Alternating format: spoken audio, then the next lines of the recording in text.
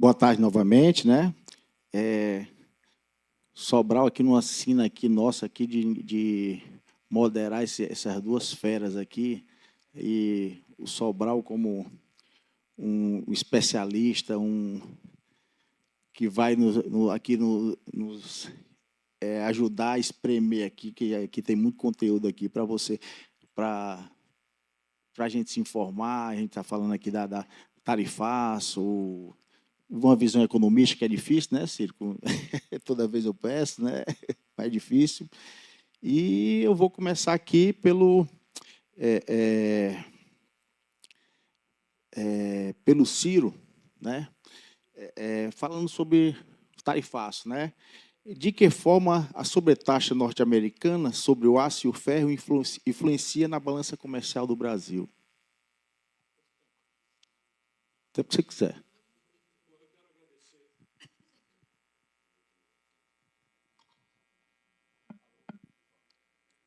Alô. Eu quero agradecer ao Grupo Otimista, mais uma vez, o privilégio de estar consigo. O Brasil está vivendo um momento extremamente complexo e só um amplo e generoso ambiente de debate, de discussão, em que as diferenças sejam estabelecidas de forma respeitosa e fraterna, nos permitirá ter alguma esperança de superar esse desafio grave, histórico, que o nosso país está vivenciando. Portanto, o Grupo Otimista faz aquilo que a grande imprensa brasileira deveria estar fazendo e, não sei por quais razões, ou desconfio, não está fazendo. Pronto, falei. Né? Vejam, para a gente entender o que está acontecendo, eu peço a sua paciência para que a gente venha do macro para o micro. A pergunta está no micro, está na especificidade de aço, alumínio, e tem a ver muito com nossa siderúrgica aqui do PECEM, mas é preciso que a gente entenda melhormente o que está acontecendo, para que a gente não caia de pato, não é, naquilo que está acontecendo no ambiente político ou no ambiente publicitário no Brasil. Acreditem, quem tem vivência com o sistema americano, seja por reflexão teórica, seja por vivência lá, como eu tive a oportunidade de ter na universidade, tem segurança absoluta de que, se um presidente ou outro, ou aquele ainda mais um, pode fazer uma especificidade boba, pode cometer uma diatribe, pode cometer uma imprudência, pode fazer um deslize, o sistema não comete. O sistema não comete. E aqui no Brasil nós estamos sendo induzidos a acreditar, porque é uma conveniência recíproca extraordinariamente grave contra nós, brasileiros, dos tais dois polos da vida nacional, da vida política nacional. Explico. O que está acontecendo, na verdade, macroscopicamente inteligível? É assim, os americanos, já faz um tempo, estão refletindo com grande angústia sobre o que eles chamam internamente de déficits gêmeos. O que são os déficits gêmeos? Os americanos têm hoje um déficit fiscal de 2 trilhões de dólares por ano. Então, termina o ano, o governo americano tem um rombo nas suas contas de 2 trilhões de dólares, que vai tudo para a dívida pública americana, que pela primeira vez está começando a gerar desconfiança nas agências de risco e assim. O outro lado do déficit gêmeo é o déficit comercial de 1 trilhão de dólares. Então, na balança comercial entre o que os americanos importam do estrangeiro e o que eles exportam para o estrangeiro, eles anotam 1 trilhão de dólares de déficit. Esses dois déficits gêmeos, 3 trilhões de dólares por ano, só tem um elemento de financiamento possível hoje. Entendamos isso. Qual seja a crença que o mundo dá ao ato que eles fazem de pintar um papel de verde com uma tinta especial. A este papel de verde eles dão o nome de dólar, e o mundo reconhece esse papel de verde pintado por eles e somente por eles como reserva de valor global e termo de troca internacional. Portanto, todo e qualquer movimento, ou retórico, ou meramente de basófia, de blague, de falsa valentia, de patriotada de Araque, que insinue conceitualmente a negação do dólar como reserva de valor internacional e como termo de troca internacional, vai ter a retaliação preventiva dura dos norte-americanos. Por uma circunstância, é questão de vida ou morte. Simplesmente assim. Então, repare, para enfrentar isto, o presidente Trump, que é dito pela nossa vesga imprensa de direita, e não é que eu esteja dizendo que ele não é, estou dizendo que ele é dito de direita, está germinando uma agressivíssima política industrial e de comércio exterior. Qual é a intenção? Enfrentar o déficit comercial, forçar a volta do investimento americano na China, na Ásia, no Vietnã, a Ásia já engloba tudo isso daí, na Europa, no Brasil, a voltar para investir no território americano. Isto é política industrial e de comércio exterior na veia, que o Brasil não sabe fazer. Abandonou o seu fazer quando fez exemplarmente nos anos 50, 60, 70, até que quebramos nos anos 80, e a democracia nunca mais foi capaz de ver o que de fato estratégico há na modelagem de desenvolvimento do país. Nós estamos entregues aí a dar mão para a boca, e aquilo que era em 1980, o Brasil tinha um PIB igual ao da China, em 1980, ontem, hoje a China se aproxima de 20 vezes o PIB do Brasil, fazendo exatamente o inverso em todas as variáveis macroeconômicas do que o Brasil vem fazendo com papo furado de esquerda. Isso é que é o mais trágico, é o mais criminoso, é o mais desagradável, compensando isso com o ódios e paixões para que a gente não pare para pensar. Felizmente, nós aqui vamos parar para pensar. Então, o primeiro movimento é esse. Só para vocês terem uma ideia, o Trump mal completou 7 meses de governo, já arrecadou com tarifas, agora, do ponto de vista fiscal, 152 bilhões de dólares. Se o déficit fiscal é de 2 trilhões, ele conseguiu quase 7% de arrecadação extra, punindo, aspas, aspas, aspas, a imigração. Isso é o que está acontecendo. Mas, então, por que o Trump bota na carta que manda para o Lula o anúncio de que a perseguição injurídica ao Bolsonaro é a causa bastante dessa perseguição? Ora, óbvio, ele está querendo o quê? Obter apoio interno no Brasil para essas providências que são contra o Brasil. Por quê? Ele desvia a atenção para um adjetivo. De novo, seria muito burro, porque o efeito foi exatamente o oposto. Na hora que ele dá ao Lula a faculdade de ser o defensor da pátria agredida pelo inimigo estrangeiro, coisa que nunca foi na vida, nunca se preocupou com isso, e estava atolado em escândalo de roubalheira dos aposentados, na recessão econômica, ou na estagnação severa que a economia está passando, e outros problemas sérios que davam a ele um declínio em pesquisa. Aí vem o inimigo externo, e já dizia um literato inglês chamado Johnson, ele dizia que o refúgio final dos canalhas é o patriotismo. Claro que ele não está falando no patriotismo como amor verdadeiro à pátria, mas está falando exatamente como esse escape para a defesa difusa de uma pátria que não tem defesa nenhuma, por fins subalternos e espúrios. Então, veja, isto veio para ficar. Isto veio para ficar.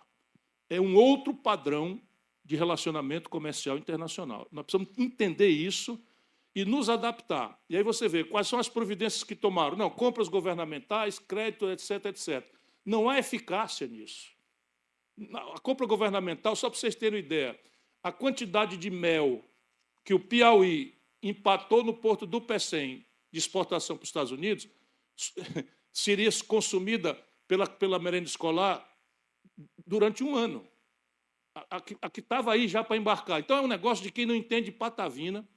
Agora, qual é o tamanho disso? Nesse momento, o tamanho é o seguinte: o Brasil tem uma tradição sábia de todos os nossos ancestrais aí na governança do país, de diversificar a sua matriz comercial.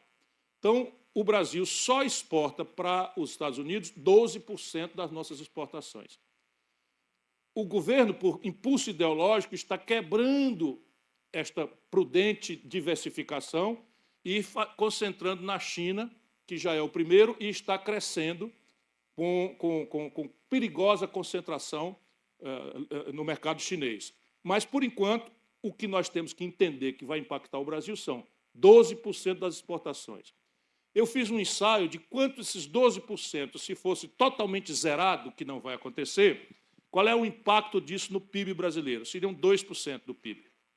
Então, vocês vejam que a capacidade de fazer mal estrategicamente ao Brasil está relativizada nesses grandes números que eu tenho checado e rechecado, são os números com que a gente deveria pensar na relação com os americanos. Mas o efeito desejado e não confessado pelo Trump está acontecendo. Por exemplo, a Taurus, uma tradicional fábrica de armamentos brasileiras, cujo maior comprador são os governos do Brasil, polícias e exército, etc., anunciou já um fechamento de uma unidade no Brasil e a abertura de uma fábrica com 500 milhões de dólares de investimento lá. O grupo CSN já tinha feito isso porque eles tinham uma espécie de maquiladora em que eles levavam o semi-elaborado, davam ali uma penteada e tentava que os americanos pensassem que aquilo tinha sido um processo industrial. Eles disseram, não, isso não é processo industrial, é maquila, asfixiaram, eles foram obrigados a vender para os Estados Unidos. Por quê? Porque a busca aqui não é só de repatriar empregos, que eles não estão propriamente preocupados com isso. A busca aqui é econômico-financeira, é saciar o déficit comercial de $1 trilhão. Então, quando a Apple produz um iPhone no Vietnã, esse iPhone chega para ser vendido na loja da Apple na Quinta Avenida, entra na contabilidade americana como importação. Então, eles vão forçar a mão para a Apple. Então, e qual é a distinção aí? Que é a grande contradição, que o Brasil está tonto e não percebe que esse é o grande jogo. A distinção é que a China ganha competitividade em relação ao produto médio americano por dois fatores. Um fator, quanto maior a intensividade de mão de obra, é o custo de mão de obra mais barato em relação ao mercado americano.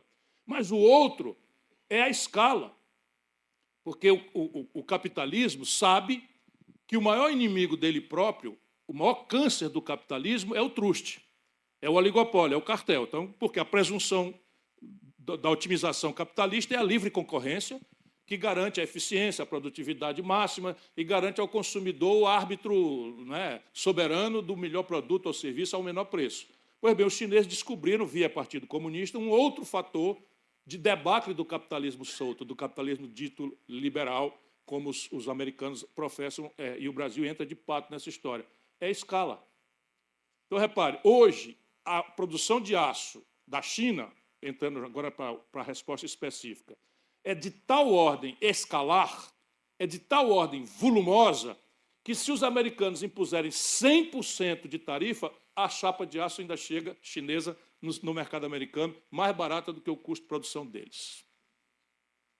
Imagine o Brasil. Hoje, 25% do mercado de aços no Brasil já é perfurado pelo mercado chinês. Aço plano, produzido com minério de ferro produzido nos interiores do Brasil, atravessa o planeta via Canal do Panamá, volta o aço plano pelo Canal do Panamá e estão destruindo a Gerdau, vai fechar no Rio Grande do Sul. Olhe lá se não vai fechar nossa pequena unidade aqui também. E o PECEM, a nossa siderúrgica, estava aqui a responsável, hoje a ArcelorMittal, tinha ali também quase a metade do seu esforço de exportação para o mercado americano. Então, isso aí é uma pancada muito grande. Calçados, no Ceará, também é uma pancada muito grande mesmo. Nós somos o maior exportador de calçados do Brasil, hoje, e boa parte desse calçado é exportado para o mercado americano. Não houve restrição, caiu aí daqueles 12%, 6% foram imunizados pelos americanos por questões de mercado local. Então, o suco de laranja no McDonald's ficou muito mais caro, então eles recuaram para o suco de laranja e tal, mas nesses outros produtos que eles não recuaram, a questão é absolutamente dramática. Como é que se resolve isso? Certamente não é com a retórica, não é, pseudo-valente, pseudo-patriota que nós estamos assistindo, porque é um desastre. Isso é um problema sério para o Brasil, muda o nosso patamar de integração regional com os americanos, etc. Muda o nosso patamar porque há possibilidade de cadeias produtivas se desfazerem, porque uma parte disso é na Europa, mas passa pelo Brasil para compor e vai chegar para lá. Então, isso é um desfazimento de cadeias produtivas.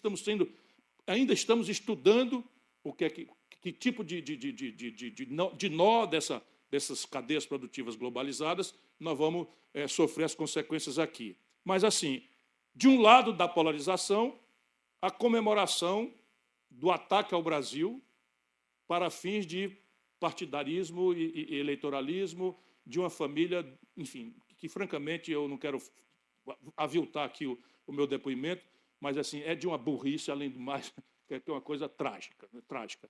E, do outro lado, ao invés de uma reflexão estratégica sobre o assunto, é indisfaçável que o governo brasileiro está comemorando esta agressão que o Brasil está sofrendo para criar uma retórica, não é, do defensor da pátria contra o inimigo externo. Por aí, o programa vai se agravar muito mais ainda.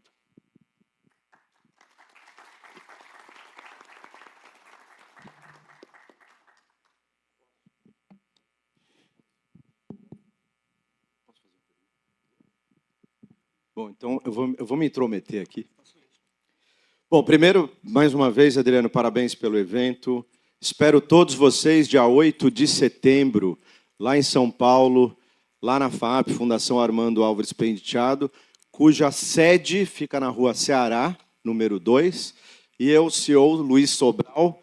É tudo que eu tenho para entregar e participar dessa mesa tão privilegiada aqui, que o Adriano me colocou em cima da hora, mas para demonstrar o meu agradecimento e gratidão, dia 8 de setembro, o 7º Fórum de Debate com o Grupo Otimista, junto conosco lá da FAAP, estejam desde já todos convidados, e esta que é a 6ª edição, tem trazido cada vez mais, né, Adriano, debates e reflexões muito, muito importantes para o Brasil.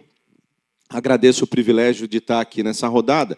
E eu que atuo com educação e com cultura há bastante tempo, sempre observo o ex-governador Ciro falar sobre essa perspectiva, sobre os anos 80, ontem, como ele bem diz, há 40 anos, que a gente tinha PIB equivalente da China e hoje 20 vezes menos, ou a China 20 vezes mais do que nós.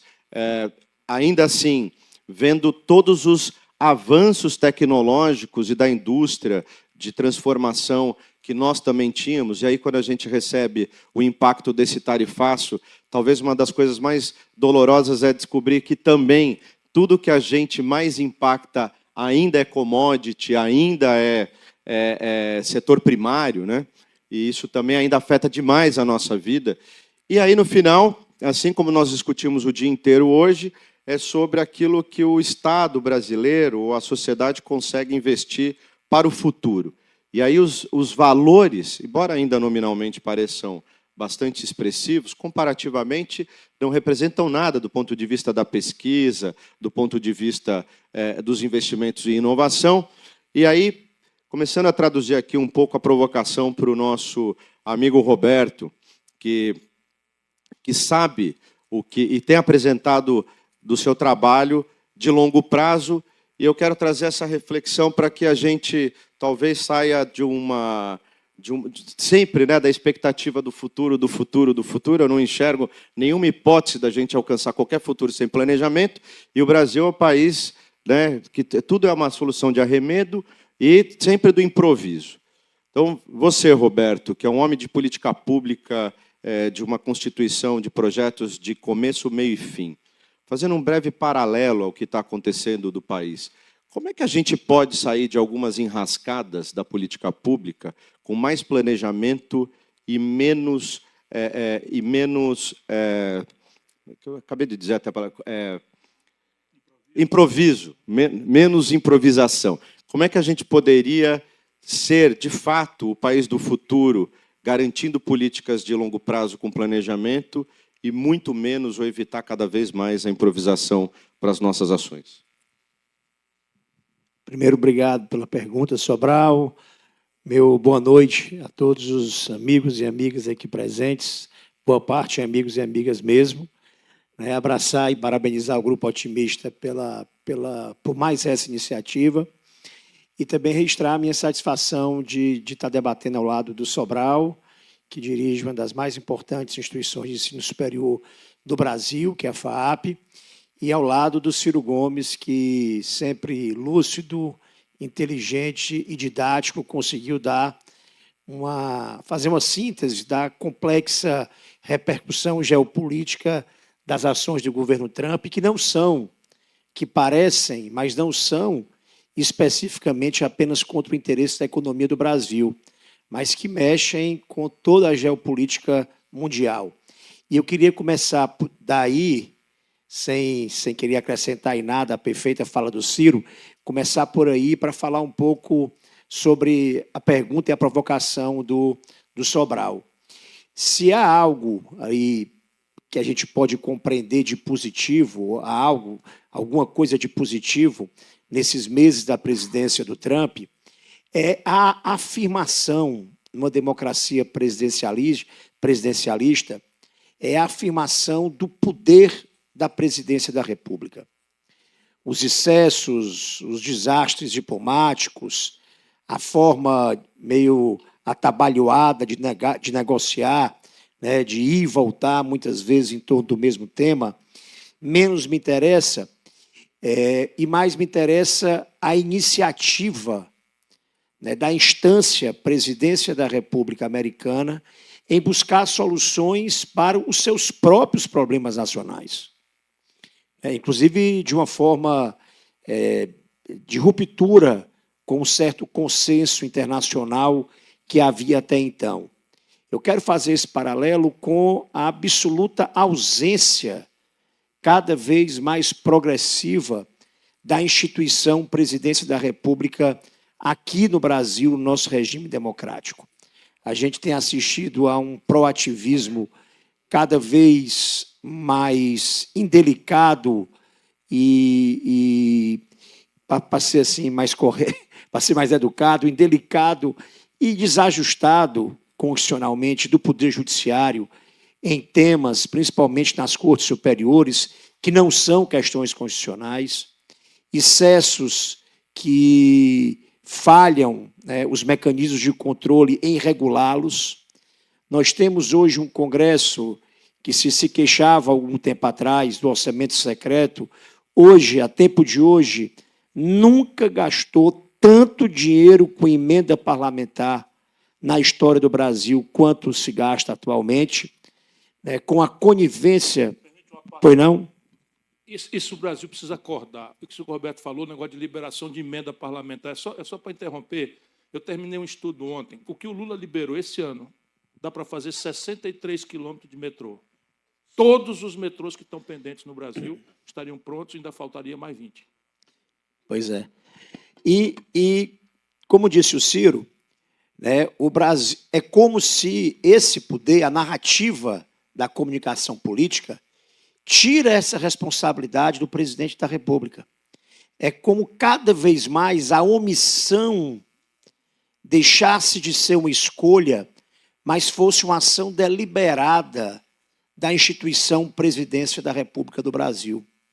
E na hora, por exemplo, Sobral, que o governo federal, o presidente da República, que é o mesmo que libera as emendas, trabalha no segredo junto com o Supremo Tribunal Federal para pressionar o Congresso, que é o beneficiário delas, e não tem nem a coragem moral, nem o espírito de liderança, nem a capacidade de diálogo, de poder mudar as regras do jogo, né? Quando a natureza da Presidência da República é de omissão, a gente está abrindo mão do mais potente instrumento de planejamento, de desenvolvimento de políticas públicas de longo prazo e de transformação econômica ou social, que são as ações que a Constituição prevê que devam ser do Executivo. Chegou ao ponto, e chega ao ponto de hoje, prefeitos e governadores baterem na porta dos ministérios, qualquer um que seja, e os ministros dizerem que não tem mais orçamento, que não tem orçamento.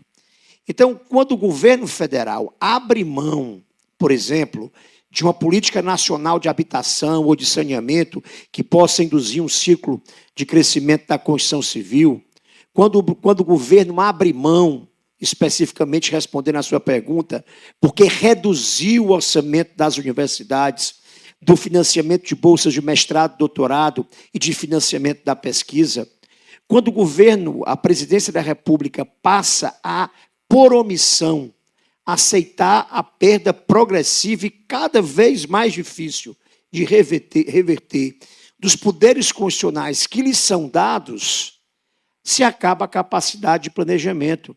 E mais do que improvisação, o Brasil vive nesse dito presidencialismo de cooptação, o Brasil não vive de improvisação, o Brasil vive hoje de chantagem e extorsão entre os poderes, que é mais grave do que a própria improvisação, por uma fragilidade e uma omissão cada vez mais deliberada, né, do instrumento da presidência da República. Porque não é conveniente brigar com o Congresso, porque não é adequado enfrentar alguns excessos importantes do judiciário. Para que, então, ser eleito presidente do Brasil? Qual é o propósito de assumir um compromisso dessa natureza que não seja de liderar o país por caminhos difíceis, enfrentar debates com argumentos que possam unir, que possam pacificar setores da cidade, que possam sinalizar algum tipo de projeto, né? E, infelizmente, a gente tem visto isso na resposta, trágica resposta, do atual governo às tarifas abusivas, a minha visão, do governo americano ao Brasil. Né? O governo, na verdade, está surfando demagogicamente, porque ficou fácil agora a narrativa do patriotismo, como disse o Ciro, pseudo-patriotismo do governo federal, mas não há, de fato, uma ação consequente, responsável, né, de poder entender quais são as consequências objetivas para a economia do Brasil e que tipo de ação, porque a ação objetiva, nesse caso, e talvez alguém aqui exporte, é de alta complexidade, que são os mercados compradores. O conjunto de ações do governo parece mais uma lista de satisfações políticas e de pressão e de lobby de setores específicos do que mesmo um conjunto sólido, crível, né, de saídas de médio e longo prazo, de comércio exterior e de reindustrialização da economia brasileira.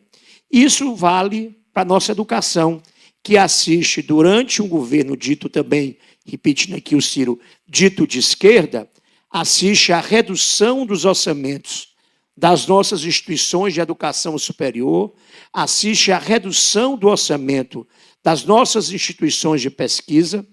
É natural que um país grandioso, que tem universidades, né, que cumpriram, ainda cumprem, né, e cumpriram em alguns momentos um papel divisor de águas para a nossa região da América Latina e que cada vez mais tem perdido competitividade global. Eu acho que não tem nenhuma entre as 200 mais importantes universidades do mundo, nenhuma brasileira.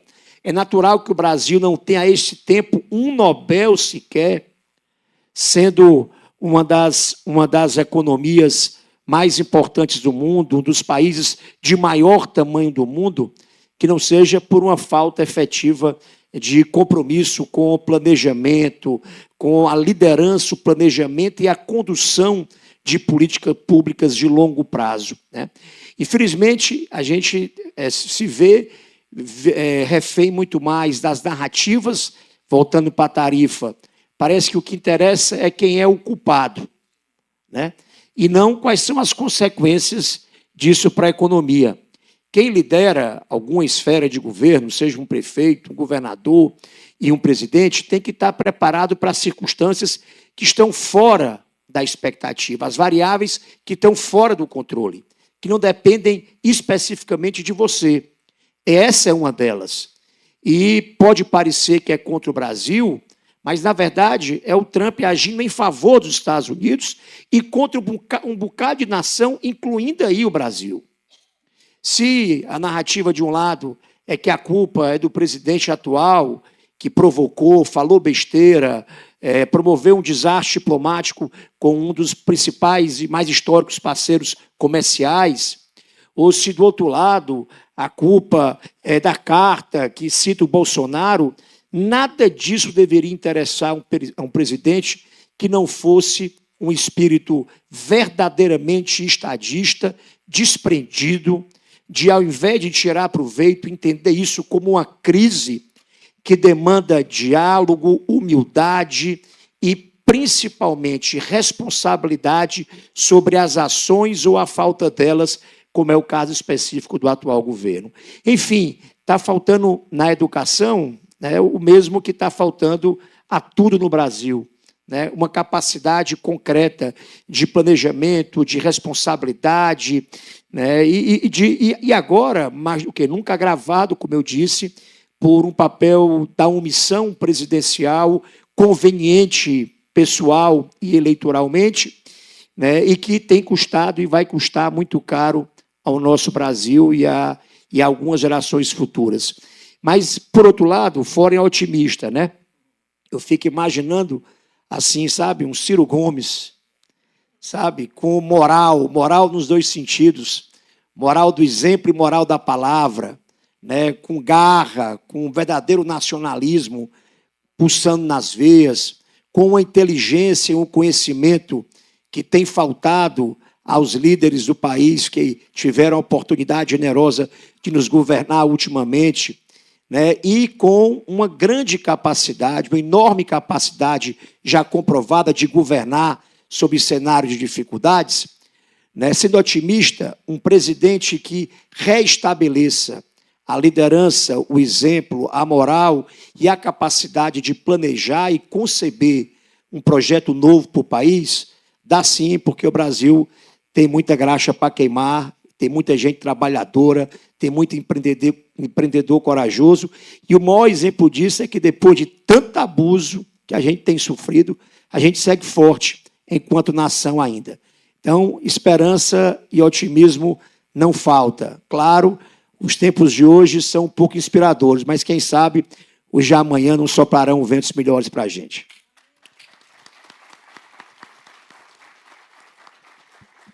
Sobral, agora você faz uma pergunta para o Ciro. Faça uma pergunta para o Ciro. Dá vontade de ouvi-lo falar sobre tudo, né? Ciro, ainda desse ponto sobre o país do futuro, que não se planeja, como bem fala Roberto, eu provoquei ele a dizer sobre isso, mas também sobre esse cenário que não me parece que os Estados Unidos acordou ontem e resolveu questionar o seu déficit fiscal e tomar providências aleatórias. Bom, eles ainda que estão tomando alguma medida. Não me parece que a gente esteja tomando nenhuma medida sobre esse assunto.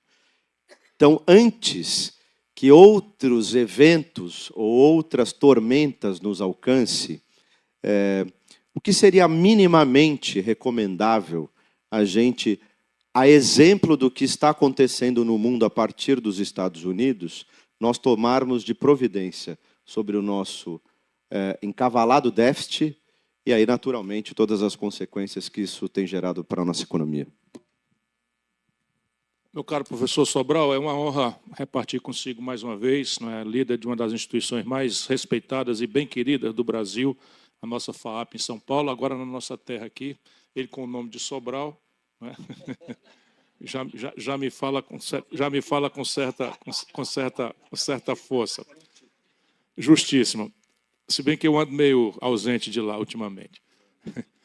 Veja bem, jamais prosperou, e talvez essa seja a pista, nenhuma civilização na história humana ou na atual geografia do planeta que por detrás, pouco importa a variedade institucional, não interessa. Não interessa sequer, olha como é doído eu falar isso para um democrata visceral, não importa sequer a democracia, não é uma essencialidade. Não importa mesmo a institucionalidade, qualquer uma, os que cresceram, se desenvolveram, têm 3 características nas quais o Brasil vai muito mal, mas nos dão a pista por onde nós deveríamos tentar construir nosso caminho da virada. Primeiro, jamais andou para frente nenhuma nação baseada no capital dos outros. Então, o capital que financia desenvolvimento é aquele que você constrói em casa.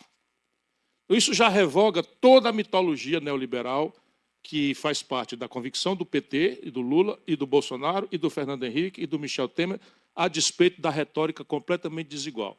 Então, aqui o que vige é a ideia de que o governo brasileiro tem que cumprir uma certa lição do bom moço internacional, e, ao cumprir essa lição do bom moço internacional, o capital estrangeiro virá em socorro do Brasil e nos financiará o caminho para picanha e cerveja para todo mundo. Isto é mentira, nunca aconteceu na história da humanidade, em tempo algum, não acontecerá no Brasil também.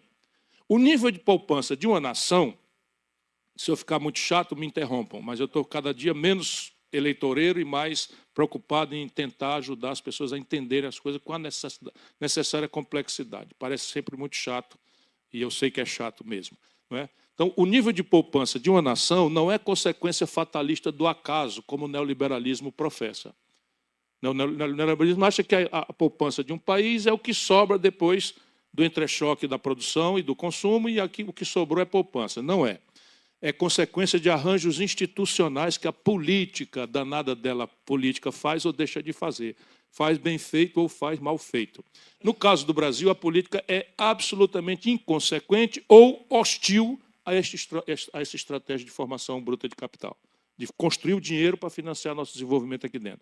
Tem a ver com, vamos lá, modelo tributário. Óbvio, nós no Brasil preferimos tributar de forma muito regressiva o nosso povo e de forma extremamente regressiva os nossos ricos, ou os nossos abastados. E nada contra os ricos, nada contra os ricos. Apenas a literatura e as boas práticas internacionais recomendam o inverso. Você fazer um sistema tributário progressivo que tribute menos os mais pobres e mais as pessoas melhor quinhoadas. O caminho para isso é o imposto de renda. Nós agora anunciamos uma reforma tributária. Aqui tem empresário demais, se preparem para vocês verem a confusão que vai começar agora em 2026. Fizeram uma reforma tributária que não é tributária, é uma reforma do consumo. Não por acaso, esse é o tributo mais regressivo de todos os tributos possíveis de serem cobrados.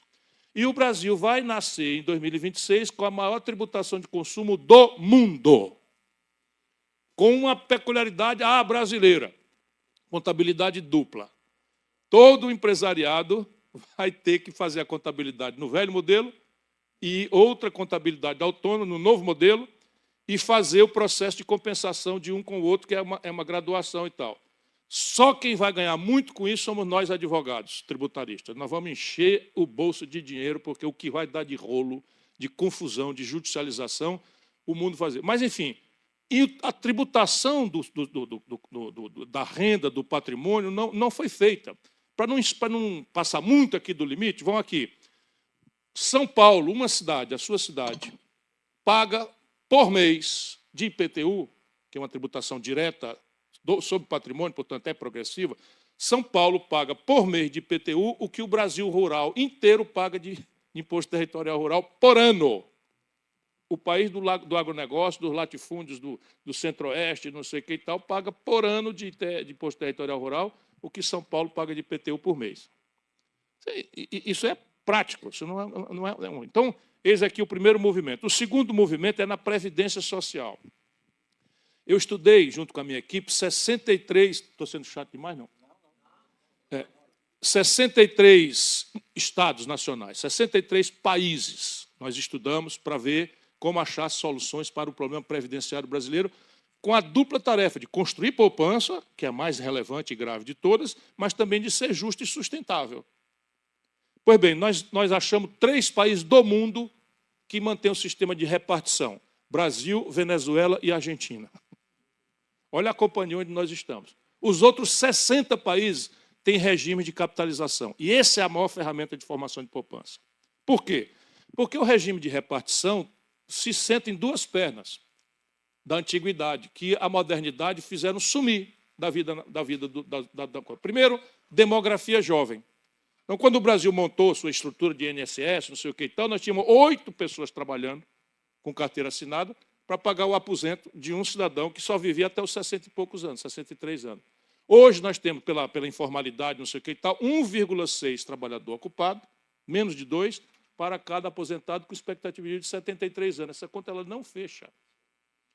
E ele é um contrato, assim, o primeiro é a demografia jovem. O segundo elemento é um alto nível de formalidade do mercado de trabalho.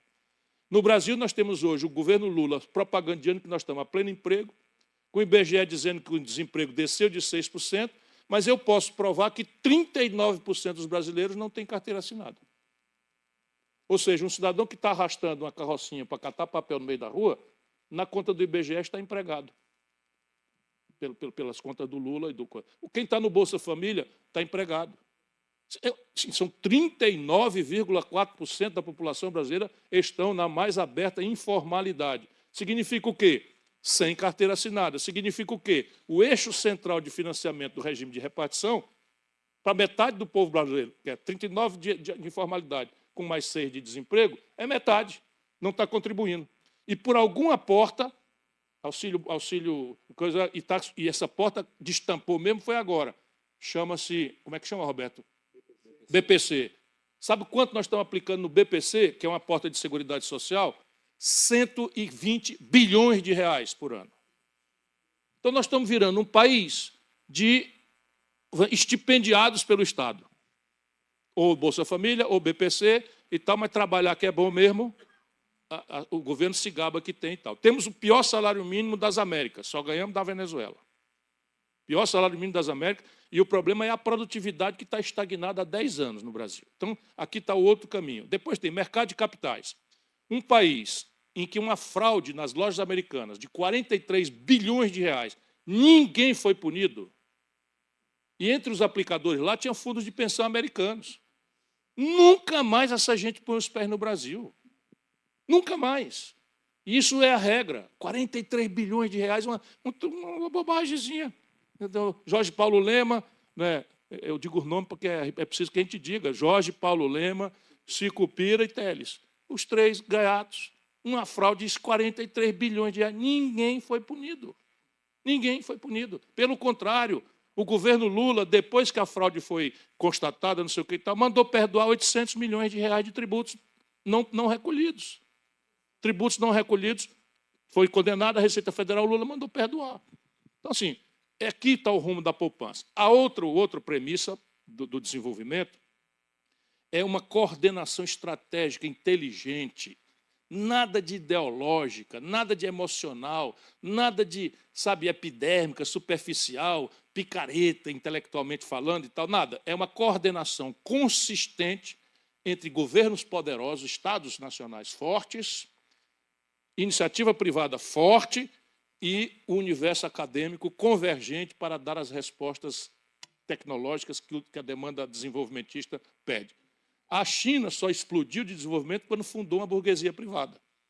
Os americanos, que a turma é liberal, não sei o que e tal, tudo, o celular, o internet, não sei o que, tudo isso aí foi inversão estatal americana, a pretexto de defesa, numa estatal gigantesca chamada DARPA, que depois de dominar as coisas, faz a extensão para as universidades, para as empresas privadas, e cada celularzinho nosso aí paga um royalty para o exército americano.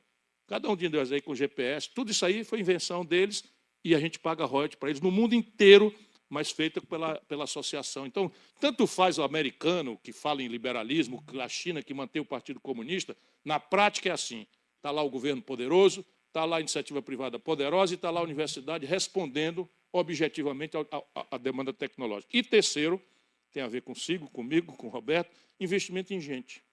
O Brasil tem metade da escolarização da Argentina, meus irmãos. Metade da escolarização. Isso é um número físico. Quando a gente se debruça para olhar a qualidade da pedagogia que se dá ao estudante brasileiro, dá vontade de chorar. Sabe, um decoreba que prepara um profissional neoclássico dos anos 80, do século XIX, na França, para um tempo de inteligência artificial. É um desastre. E isso não tem saída pela iniciativa privada. O Fernando Henrique, por exemplo, afrouxou o negócio de universidade privada, não sei o que e tal, o Lula criou o tal FIES, não sei o que e tal, a qualidade do ensino só foi lá para o fundo do poço. Claro que tem exceções, a gente sabe que tem exceções, mas, por média, o ensino brasileiro é um desastre completo, criminoso.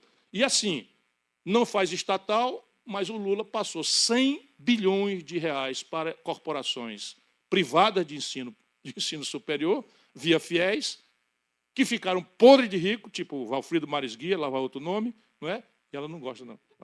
Tipo Valfrido Marisguia, e não conseguiram pagar, a meninada não conseguiu pagar. O resultado está tudo inadimplente, começando a vida, devendo R$1 milhão para começar a vida.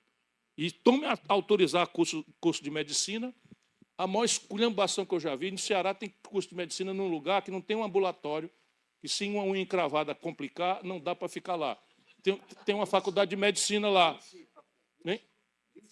Autorizaram 25 cursos de medicina, com um mercado secundário de vaga, corre a mão miúda aí, a história que corre dinheiro e tal, e agora vão inventar um negócio para desqualificar os cursos que eles fizeram. Porém, no caminho, já estão os meninos estudando a 10, 12 mil reais de mensalidade, vou dizer aqui, o pleonasmo, mensalidade por mês, para o empresário botando no bolso, e daqui a pouco vão ficar tudo endividado. E as faculdades vão fechar, porque não se sustenta. Isso é o Brasil de hoje.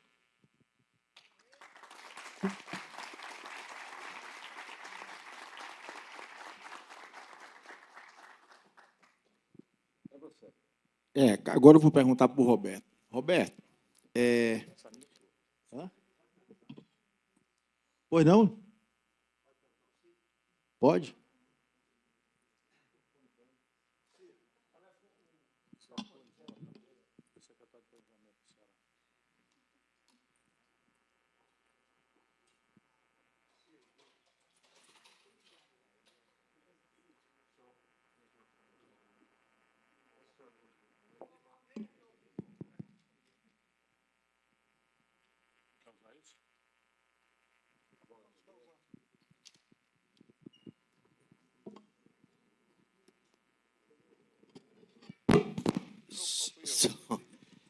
Ciro, quando você fala, eu fico bem pequenininho, bem pequenininho.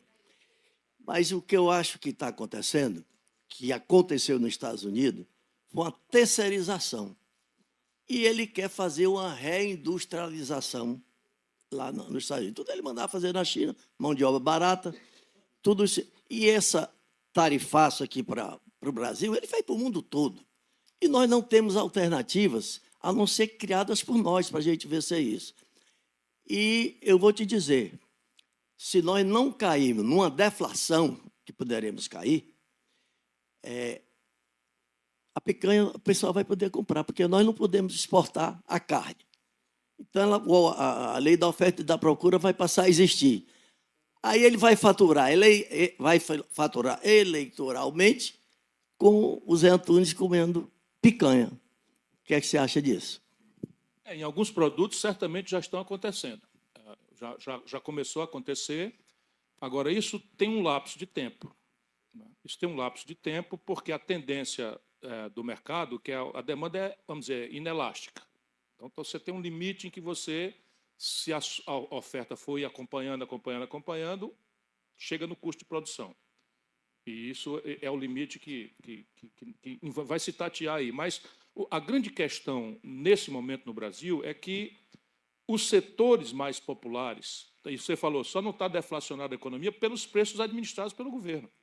Quem está segurando o IPCA ainda positivo, 0,26 agora, é a energia elétrica, que o governo baixa lá a portaria e que o efeito da taxa de juros sobre isso é nenhum, que é outro escândalo do tal modelo.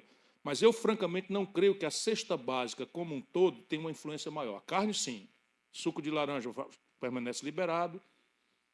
Arroz, não vejo. Macarrão, não vejo. Enfim, não vejo. Para além da carne, eu não estou vendo. Óleo de soja, não vejo. Sim, aí vai para o prejuízo do produtor. Se não tem custo de produção, é uma guilhotina.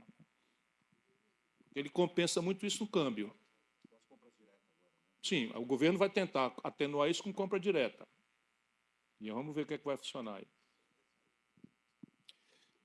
Agora eu vou perguntar para o Roberto. Né? Roberto, com essa mudança que vai ter a partir do ano que vem, como é que pode ser feito atrativos para atrair novas indústrias para cá, para o Ceará, por exemplo? Né? E quais as alternativas de mercado externo que o Ceará pode buscar para reduzir a dependência dos Estados Unidos? Aqui no Ceará, né, acho que todo mundo já leu, está ciente disso, mas se o impacto do Brasil, se os Estados Unidos representa 12%, né, Ciro? 12% da pauta é americana. Aqui no Ceará, é em torno de 50, 51, né? 46, quase metade da pauta, né? Metade dessa metade é aço, né? E e a outra metade pescados, calçados, mel, frutas e castanhas, se não me engano, mais ou menos nessa ordem aí, são os setores mais afetados diretamente. Né? Isso tem dois agravantes. Né? Para o setor da indústria, especificamente de calçados, são duas porradas. A primeira porrada é a da tarifa em si, porque boa parte do produzido aqui é exportado. E a segunda porrada é que essa reforma tributária que o Ciro citou agora há pouco, né, que não mexeu com renda, mexeu com consumo, ela inverteu a lógica da cobrança do tributo. Então, as políticas de incentivo que eram dadas pelos estados do Nordeste, que o Ceará manteve e que faz segurar, por exemplo, a Grendene gerando o quê? Mais de 15 mil empregos por aí, só em Sobral, o parque aqui de Pacajus e Horizonte gerando aí outros 15 a 20 mil empregos também por lá. Toda essa atividade industrial calçadista vai pegar dois tombos, o tombo da tarifa e depois o tombo da reforma tributária, porque um instrumento do incentivo, que foi à época criado pelo Ciro e pelo Tasso, na época, década de 90, início de 90, que segurou essa base industrial do interior, vai ser perdida, porque, enfim, deve ser perdida, porque o grande atrativo dessa turma, a mão de obra dela, na verdade, é a única coisa que segura aqui ainda, porque a matéria-prima não é daqui e o mercado consumidor também não. Então, a equação econômica que mantinha essas indústrias abertas aqui era da reforma tributária. Então, assim, se você perguntar o que é que vai ser do futuro, né, há quem, otimista que seja, acredite que esse fundo de compensação, né, que foi criado, esse conselho com o fundo de compensação, vai ser capaz de mediar, né, essa perda. Eu desconfio muito disso. E acho que o Ceará deve começar a pensar mesmo num novo ciclo de industrialização. Há uma agroindústria de grande potencial, está aqui o Zé Antunes aqui presente, um setor cada vez mais organizado do agro, caminhando de mão dadas com essa agroindústria. Se a gente souber fazer investimentos em infraestrutura adequados, de água e energia, e estabelecer isso como ter centros de tecnologia, pensar na Embrapa do Leite, né, Zé Antunes, para cá, e pensar em iniciativas que juntem inovação financiada ou cofinanciada pelo próprio Estado, junto com investimentos em infraestrutura, há um potencial para a nova agroindústria no Ceará, como eu vejo um extraordinário potencial para a nova economia de serviços de tecnologia da informação. É preciso que a gente aproveite alguns polos de formação de mão de obra que a gente tem aqui hoje no Ceará, aproveite empreendedores que são hoje nomes nacionais do setor, não quero aqui fazer propaganda de ninguém, mas temos aqui hoje grandes empreendedores que estão fazendo hoje investimentos nacionais em 5G, que são cearenses, e tentar fazer disso um caminho, né, também de uma nova energia produtiva tecnológica para o interior. As energias, não necessariamente o hidrogênio verde, pelo próprio tempo, pela maturidade tecnológica, pela questão do mercado de consumo, mas entender também a nossa diversidade de capacidade de produzir energia alternativa e manter essa base da energia sustentável como um ativo para outras atividades econômicas que sejam verdes, eu acho que também é um caminho, um potencial. E dá um novo incentivo, depois um incentivo que foi dado pelo Ciro e pelo Tasso ao turismo do Ceará, dá uma chacoalhada numa atividade que agrega extraordinário valor, empregos bem pagos, tem uma nova intenção e interesse pelo turismo dos ventos, cada vez maior aqui no nosso estado, mas nada disso vai cair do céu. É preciso planejamento, iniciativa, né, e resposta do governo do estado. Eu falei da crise da presidência da instituição presidência do Brasil, mas é de assustar, me perdoe o julgamento político, a apatia, o conformismo, a falta de luz e a falta de projeto aqui no estado do Ceará. Se não fora a força do empreendedor corajoso, o nosso buraco estava mais fundo do que já está. O Ceará é hoje a segunda menor renda familiar média do Brasil. A gente só ganha do estado do Maranhão. Isso diz muita coisa por si só. Um estado que conseguiu vencer tantos desafios, que conseguiu, com a universidade de mãos dadas com o governo, criar uma política pública exemplar de convivência com a seca e com as dificuldades do nosso semiárido cearense, um estado que conseguiu inovar na educação pública, no processo de alfabetização, está perdendo muitas guerras simplesmente pela apatia, pelo conformismo e pela ausência mesmo do Estado, do governo do Estado. Mas, como eu disse também, sendo otimista, acho que tem futuro por aí também.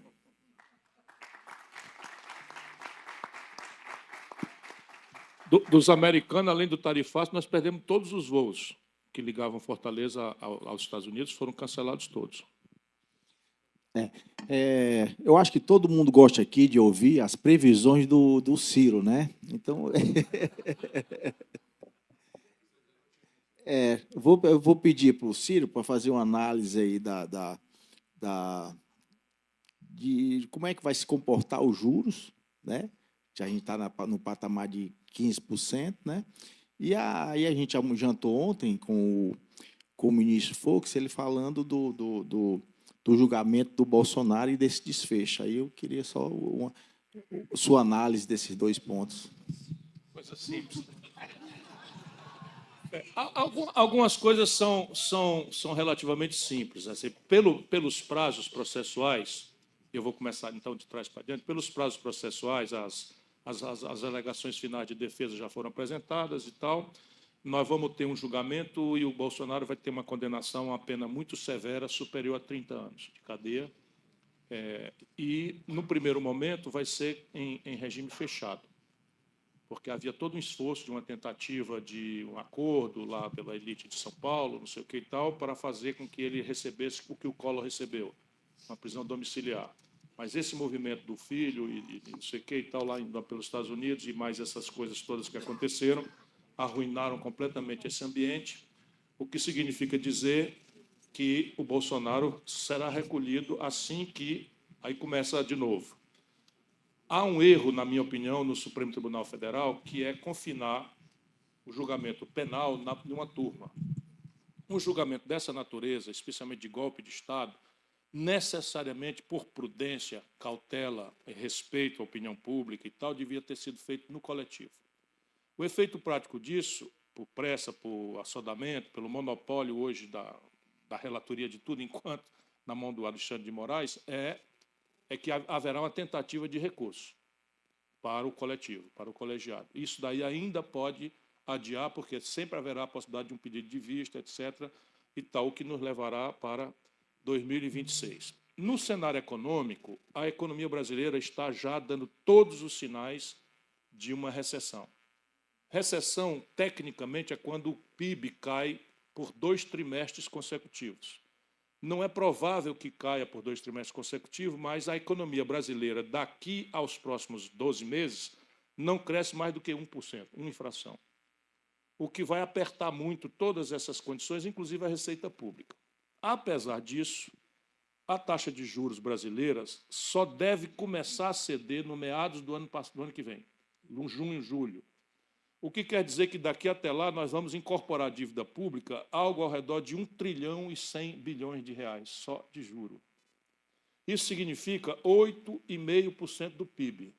Com o PIB crescendo a 1, você vê aí o galope da dívida, e isso está apertando o prazo de vencimento. Hoje já vencem diariamente mais de 3 trilhões e 500 bilhões de reais. Isso não tem em nenhum lugar do mundo. Então, é uma situação pré-falimentar, digamos assim, que cria um constrangimento que eu não vejo o governo com energia, nem sequer com concepção para enfrentar. Ou seja, o ano que vem é um ano economicamente muito difícil, Porém, os erros e escorregos do bolsonarismo recentemente, nesse episódio dos dos tarifaços, não sei o que e tal, dessa escora no estrangeiro, e a habilidade do Lula de explorar essa coisa do patriotismo como coisa e tal, estão me permitindo ter esperança de que, pelo centro-direita, possa surgir uma alternativa que não considere tão relevante nem o Lula, nem o Bolsonaro. Isso tem um potencial grande a conferir nos primeiros movimentos do ano que vem.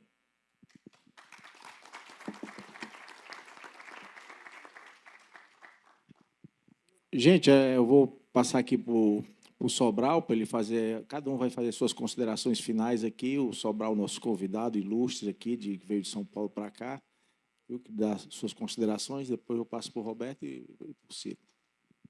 Bom, mais uma vez, obrigado pelo privilégio, Adriano, de estar aqui. Reforço o convite para o dia 8 de setembro. Prazer imenso estar nesse debate, nessa plenária, com Ciro Gomes, com Roberto. Prazer enorme estar com vocês. Iniciativas como essa, Adriano, e plateia, Ciro, Roberto, é o que a gente mais precisa continuar construindo cada vez em mais escala, falando em escala e falando em plano, no Brasil. Porque, independente de concordar ou discordar daquilo que se opina ou daquilo que se analisa, e a análise tem múltiplos aspectos e espectros, é importante que a gente dialogue e exerça esse processo de reflexão. Talvez só assim a gente consiga definitivamente ampliar repertório no Brasil e na sociedade, a ponto da gente ter melhor discernimento para fazer ainda melhor as nossas escolhas. Boa noite a todos, muito obrigado por estar aqui. Dia 8 de setembro, vejo vocês na FAP. Primeiro, agradecer a vocês, tiveram paciência aí de nos ouvir esse tempo todo. Agradecer a presença do nosso amigo Sobral mais uma vez aqui no Ceará. Ele não sai do Ceará, está na rua Ceará, está no estado do Ceará ultimamente. Parabenizar a iniciativa, mais uma vez, vencedora do Adriano, de juntar tanta gente diferente, pessoas com ideias e concepções distintas de mundo, para ajudar o nosso povo a refletir de forma mais ampla e aberta, sem preconceitos, sobre o presente e sobre o futuro, e registrar o meu privilégio de ter debatido ao lado de alguém que é referência para o Ceará e para o Brasil, de independência, coragem, de pensamento autônomo, e que, por isso mesmo, dá muito orgulho ao Ceará, e certamente, toda vez que fala ao Brasil, enche o Brasil de curiosidade de ouvi-lo, que é o nosso queridíssimo Ciro Gomes. Bom, eu agradeço a todos e a todas pela paciência de nos distinguirem aqui. Me desculpo porque me concentro em botar os pingos nos is e chamar atenção para as coisas que estão erradas, na crença de que aquilo que está bom, que está certo, se explica por si mesmo, que não precisa... Cada um de nós é um vitorioso no seu ambiente familiar, no seu ambiente empresarial, no seu ambiente comunitário, mas o que falta a nós é a compreensão, penso eu, dos grandes e gravíssimos problemas brasileiros. E isso me comove porque o Brasil tem todos os dotes, todos, acreditem, eu sou um dedicado estudante desses assuntos do desenvolvimento. Se foram os fatores do século XIX, terra, insolação, água, província mineral, o Brasil tem todos na conta de ser primeiro, segundo ou terceiro lugar do mundo. Recentemente, agora se pôs em relevo terras raras, que é um punhado de 14 minerais exóticos e tal. O Brasil está em segundo lugar, e isso eu duvido que não seja o primeiro, porque falta planejamento em tudo, falta também um mapeamento real das nossas riquezas e tal. Nós produzimos 100% do nióbio do mundo, vendemos como terra. Volume para fora, não processamos nada aqui e tal, mas, enfim, está aí. Os elementos do século XX também estão disponíveis para nós. Você teve um país que saiu do nada para se transformar na 15ª economia industrial do planeta, quando fomos ordenados por uma concepção chamada nacional-desenvolvimentismo, o que prova que o Brasil não tem defeito genético nenhum na nossa sociedade. E no terceiro milênio está pondo em gravíssima questão coisas que o Brasil está até desvalorizando de forma, a meu juízo, criminosa, que é o sincretismo religioso. Enquanto o mundo se reparte Está aí nós assistindo o genocídio de crianças em Gaza, não sei o que e tal. No Brasil, até muito pouco tempo atrás, nós celebrávamos o sincretismo religioso, em que as religiões de matriz africana punham referências nos santos da Igreja Católica e essa comunhão. A própria miscigenação étnico-racial agora também está se querendo pôr defeito nisso, importando o que há de pior no identitarismo norte-americano. Tudo o Brasil tem como talento, como virtude, como potencial do século XIX, do século XX, do século XXI. Porém, temos uma agenda emperrada. Nós não fizemos a reforma agrária do século XIX. Nós não fizemos a industrialização forçada do país do século XX, pelo menos na dimensão, e o século XXI, que é o tempo da inteligência artificial, da robótica, dos novos materiais, do nanotecnologia, nem sequer temos a liderança para compreender a importância grave e estratégica disso. Por isso é importante o debate, por isso eu me desculpo mais uma vez, mas eu vou morrer que nem a mulher do piolho. Sabe, enquanto eu não vi o Brasil consertando a sua equação, em que nós todos possamos dar o nosso palpite, ajudar a construir, é preciso botar defeito naquilo que está acontecendo.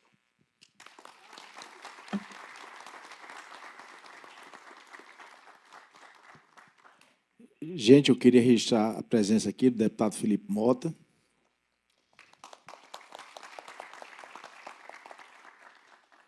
E agradecer a todos pela paciência, pela audiência, por estar aqui desde 8 horas da manhã, aqui acompanhando com a gente essas discussões nesses mais variados temas. Muito obrigado, Sobral, muito obrigado, Roberto, muito obrigado, Ciro.